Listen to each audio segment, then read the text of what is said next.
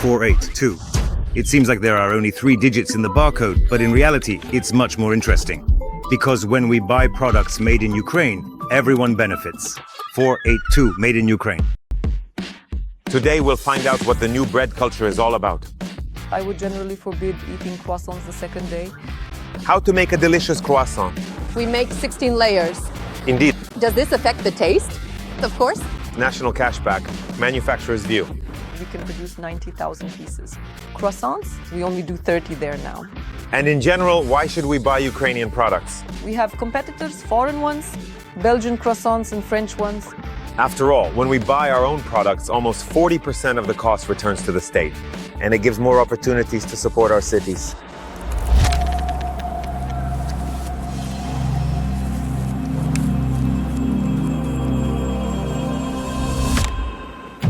By the way, did you know that the croissant doesn't actually come from France, as many people think, but from Austria? They were invented specifically to celebrate the victory over the Ottoman Empire. And that's why they are shaped like a crescent. There's a crescent on the flag of the Ottoman Empire. And so it's as if the Viennese bakers are inviting you to eat their symbol. Their symbol. That was the joke. But the classic croissant recipe made from puff pastry was actually invented by the French. Meet the food company Chanta Mount. They produce frozen bakery products. Frozen baguettes, ciabattas, artisan breads, and croissants. It's not an easy journey for these croissants, for frozen bread, because our culture, what is it like? They came, yes, Ukrainian bread and baguette. Thank God the younger generation is already switching to ciabatta, realizing it should have a crispy crust, that it should be, it's time, it should be a light bread, it should have some fillings. There's whole grain, flour grains, and seeds in it. So the culture is growing.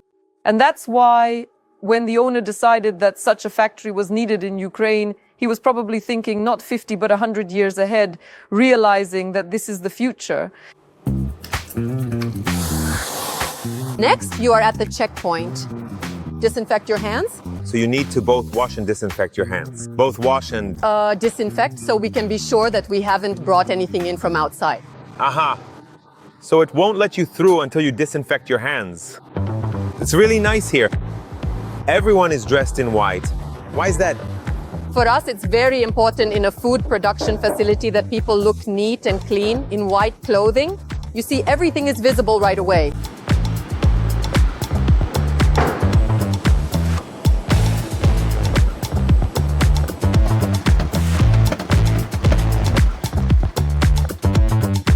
This factory produces frozen bread. Ciabatta, baguettes, puff pastries, croissants, spandauers. We have a very multifunctional factory, multifunctional production lines, so we can produce 50, 60 different types of products or even more. What's the special thing about frozen bread? It's in its future. Today, 60, 70% of the bakery product market consists of it. Europe and the world have already embraced frozen bread. As they say, we are moving into new technologies, into a new world, both consumption and production because it's more profitable. For example, delivering 400 to 500 kilograms of fresh bread to a retail chain every day, or delivering 7 tons of frozen bread at once. For a year, the chain forgets about delivery and logistics. Let me play the antagonist right away. Everything that's frozen is bad. It's better to bring in fresh bread and eat it. Frozen bread just isn't the same. Yes, why? I don't know. I'm asking you, so. You see, in my opinion, the bread we make is of higher quality. It's more wholesome than regular bread. Why? Because, well, first of all, this bread isn't made in a mold. And when it's not made in a mold, that is, to keep it from spreading out, to keep the crust from falling apart or bursting, you need very high quality flour with the right amount of gluten in it. The equipment was expensive in order to produce such a product. Then this product needs to be transported under certain conditions. Storage. Of course, this product is more expensive to produce, but it's also better. Beautiful, isn't it? It's created here, automatically dosed into the dough mixer. Flour and water. And where does it come from, excuse me, the flour? The flour is above us in the silo section in the bins.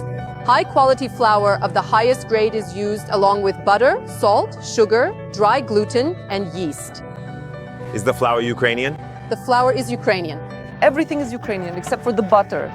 Why? Because despite the fact that we are such an agricultural country, unfortunately, there is no butter in Ukraine that meets the standards for our croissants. So does it have to be some kind of special butter? Yes, it does. It has to be special butter. At the moment, there is no cultured butter in Ukraine. And it is specifically cultured butter that must be used in croissants. We have sweet cream butter.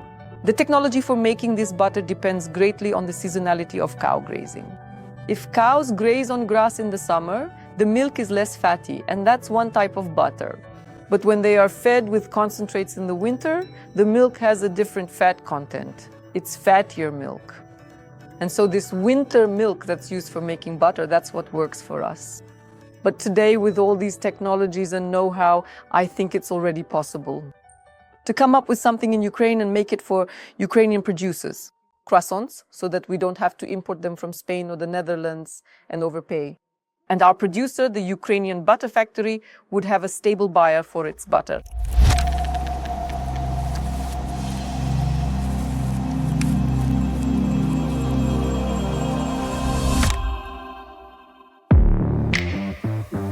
We add ice here to achieve the dough temperature that we need. Regardless of the season, regardless of the time of day, our dough is 15 degrees, no more, so that we get fluffy, layered croissants. We make our own ice with an ice maker. We have our own setup. What makes a croissant delicious as opposed to not delicious? When you take a sharp knife and slice or cut it, you'll see that it has a perfect crumb structure inside. Nothing is stuck together, neither inside nor on the sides. That means it's a good, high-quality croissant. Even if you break it apart, the crumb will rise. Whether you squeeze it or not, the dough will spring back up even after baking. That's what a quality croissant is. Now we're entering the dough lamination and production workshop, where the dough also arrives via conveyor. Oh, It's pretty cool in here. Cool, yes. yes it is. And it's important that the ambient temperature in the workshop is exactly the same. Wait, so you have an entire workshop just for making croissants? Is this a refrigerator? It's very Important because that's what makes the magic happen. The dough gets its layers.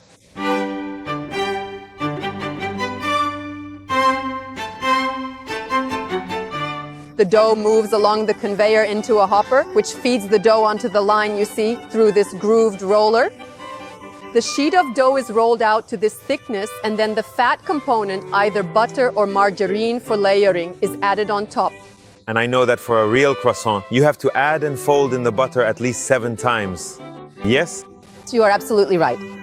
The more times you fold it, the more delicate it becomes. We make 16 layers, 16 layers, is that really true? and there are puff pastries that have 24 or even 27 layers. And does the taste depend on that? Of course, it does depend on that. First of all, the delicacy. Do you know how these croissants are baked? What makes it happen? It's thanks to the fat component, which starts to boil during baking and separates the layers of dough. And because of this, we get a network-like structure of the croissant. Here we can see a single thin layer of butter, which is then carefully folded, layered, laminated, and this precise process is repeated. It Is layered, and then rolled out again. Absolutely right. And here we already have 4 layers. The sheet of dough, which now has 4 layers, is sent to the second laminator again and again. It is laminated by layering the dough one on top of another, again into 4 layers. 4 by 4 makes 16 layers. So here we already have a thickness of 2.5 millimeters with 16 fat layers.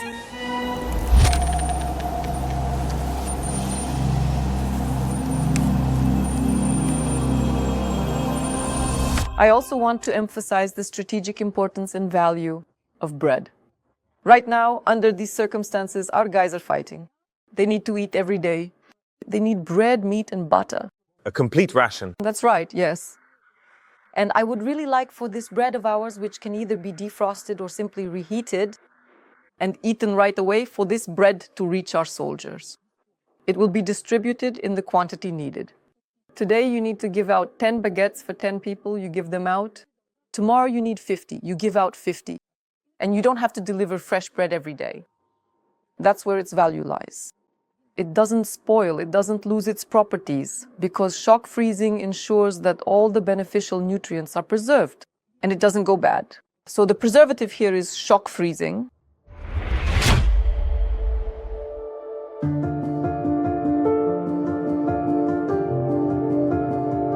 This event happened on March 16th, 2022 specifically. At that time, the logistics collapsed. No, it was impossible to export the products or bring in raw materials. People couldn't get to the factory. It was impossible to deliver products for sale, and retail chains weren't accepting them. So basically, it was a complete collapse of the whole system. We were improvising and organizing things on the fly here. We posted announcements in Kyiv, in the cities, and here in the suburbs. There was no bread. Meanwhile, our warehouses were packed with bread. We told people, come to us. Take this bread as a strategic reserve. Take as much as you can carry. That's how much you should take. Well, that's how we managed to get by. But at the same time, if you remember, the state was also creating something. Food reserves. Our bread was also of strategic importance with a 12-month storage period. You delivered it, and guaranteed when needed, in some emergency situation, you could take this bread and distribute it to people, and people wouldn't go hungry. People would have food. And right on March 16th, when that shelling happened, we were supposed to have the first truck, 7 tons, to transport this strategic reserve to the state reserve.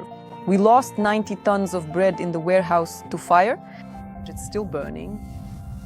That's the equivalent of 10 Kamaz trucks of coal. That's 10 tons of product.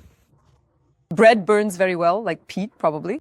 It smolders and then suddenly flares up again, and everything burned down to ashes. Right now, we're sitting almost exactly where it hit. We're sitting here now. There was no roof at all here, and everything further on was burning. From there, in that direction, there was nothing left. The forensic medical examination gave us an estimate of 5.2 million euros. That's the damage caused by the shelling. How did you decide? With such losses, with the situation in the country, when nothing is over yet, how did you decide to rebuild? Our owner, Yuri Rihorovich Trendyuk, is a great patriot. That's without any exaggeration. He is Ukrainian himself, he has a Ukrainian business, he puts his heart into it, and he never doubted whether it should be restored or not. Shells were still flying here, and he had already said it. We are going to restore it, do everything to bring it back. Contractors were still afraid to come here. Insurance companies were afraid to come to document what had happened, and so were the experts. But he said, quickly, come on, let's turn the page and move on. You know, this spirit in the holding, it comes from him. That's why I think we managed to keep all the key personnel. Even when the plant was shut down, he tried to keep all the leading staff to stay. He supported them as best he could, both financially and with housing, because otherwise people would have left. Imagine the plant didn't operate for a year and a month. All our people stayed. It's just incredible.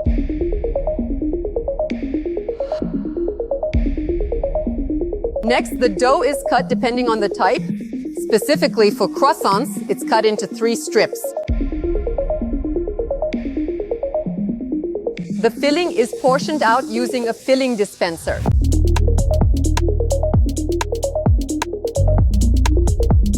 Chocolate filling, real chocolate. Wait, what do you mean? Is it real chocolate? So sometimes it's not real chocolate? The filling can just be made with cocoa powder, so that's a confectionery mass. But a chocolate filling should contain a high percentage of cocoa products. Cocoa butter, cocoa mass. Interesting. Next, the triangular shape with its filling is simply and efficiently formed at the molding unit.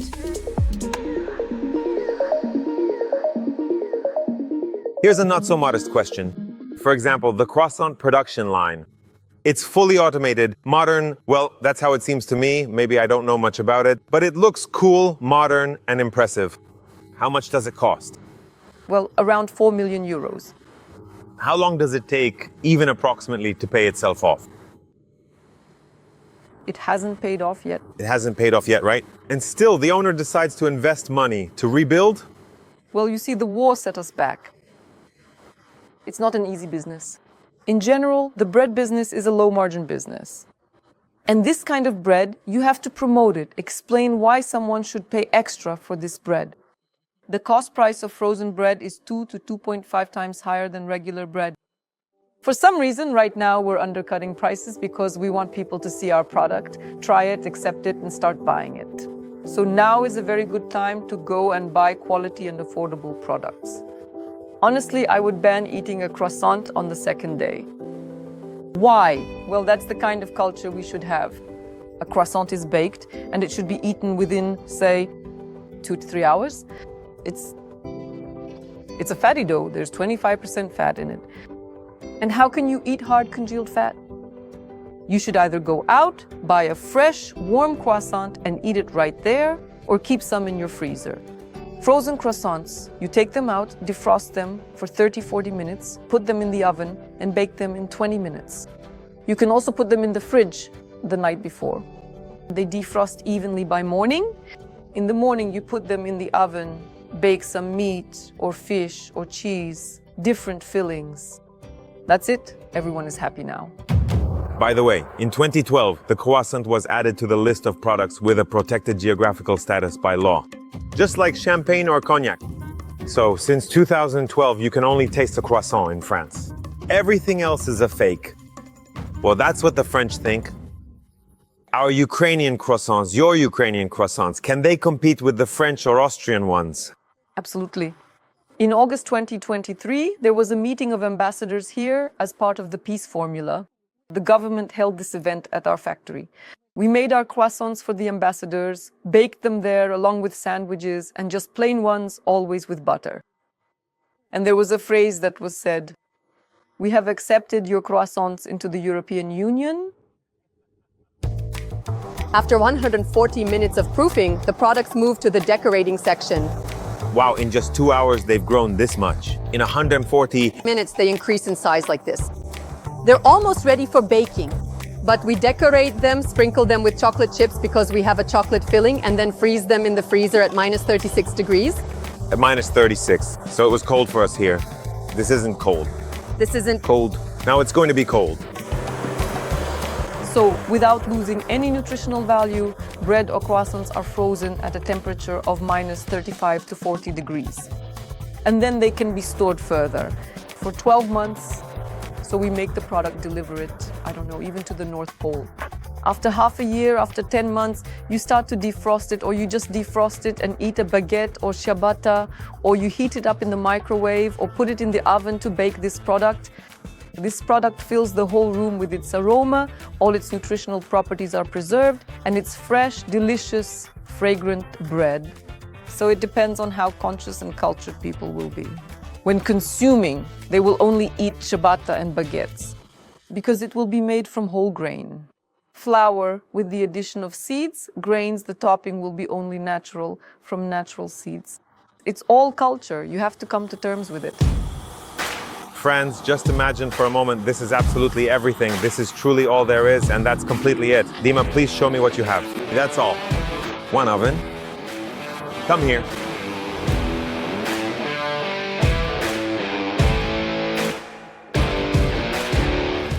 So first we check the organoleptic characteristics, how it looks, what the structure is, or the crumb, right? It will be... Coarse poured like this, with inclusions in the dough, nicely distributed. Wow. It's hot. Yeah. Inside, the bread is baked to at least 95 degrees at the center of the loaf. For it to go into the freezer, we need it to be no higher than 35 degrees. So it moves here and cools down along the way? This It's commonly called a bula. It cools down before completely freezing. The smell is unreal, delicious, just unbelievable.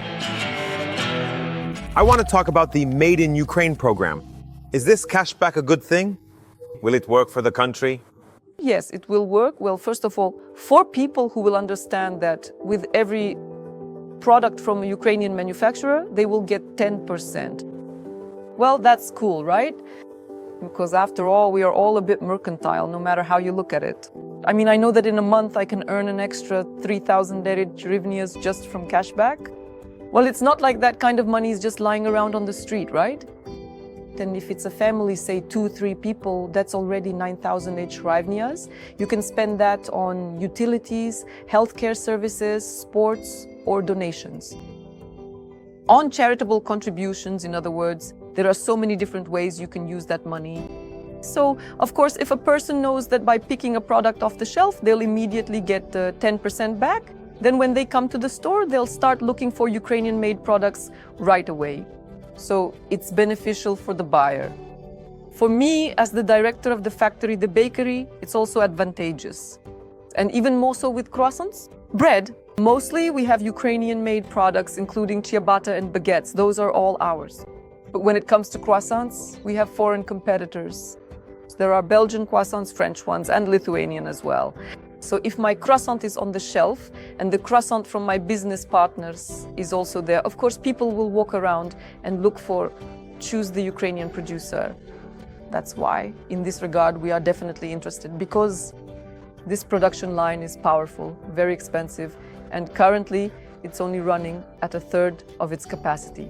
If we can produce 90,000 croissants, 7 to 8 tons, right now we're only making 30.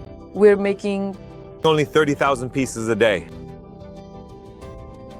Doesn't sound too bad. We don't want 100%. We don't need 90, but 70, 80,000. That would be just right. Friends, here's another interesting detail. You'll never guess. What is this? It's a metal detector. To make sure that there are no metal particles in any of the croissants, so that you don't accidentally break a tooth when enjoying a treat.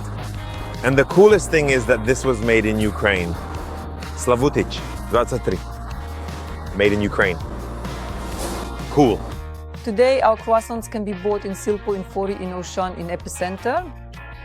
Well, through distributors, through wholesalers, croissants are also distributed to Horica. So next time you buy something in the supermarket, pay attention to the barcode. It should start with 4A2, because that means it's made in Ukraine.